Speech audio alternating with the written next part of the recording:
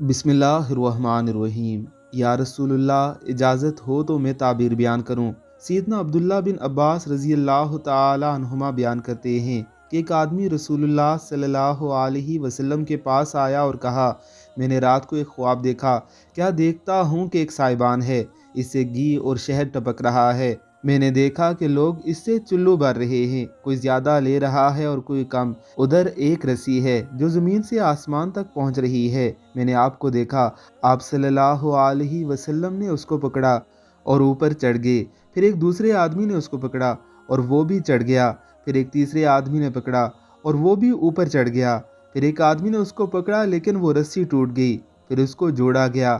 سیدنا ابو بکر صدیق رضی اللہ تعالی عنہ نے کہا، اے اللہ کے رسول صلی اللہ علیہ وآلہ وسلم، میرے ماں باپ آپ پر قربان ہوں، آپ مجھے اجازت دیں میں اس کی تعبیر بیان کروں۔ آپ صلی اللہ علیہ وسلم نے فرمایا، ٹھیک ہے، تم اس کی تعبیر بیان کرو۔ سیدنا ابو بکر صدیق رضی اللہ تعالی عنہ نے کہا، سائبان اسلام ہے، اس سے ٹپکنے والے شہد اور گھی سے مراد قرآن اور اس کی مٹھاس ہے۔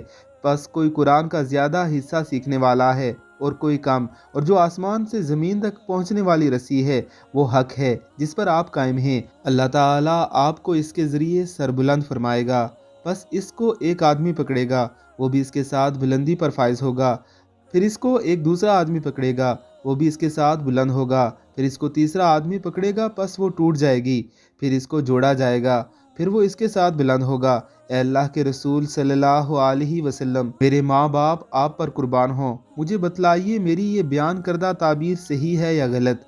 نبی کریم صلی اللہ علیہ وآلہ وسلم نے فرمایا، بعض حصہ درست بیان کیا ہے اور بعض میں غلطی کی۔ سیدنا ابوبکر صدیق رضی اللہ تعالی عنہ نے کہا، اللہ کی قسم آپ ضرور میری غلطی کو بیان کریں۔ آپ صلی اللہ علیہ وآلہ وسلم نے فرمایا، ابو بکر قسم نہ اٹھاؤ۔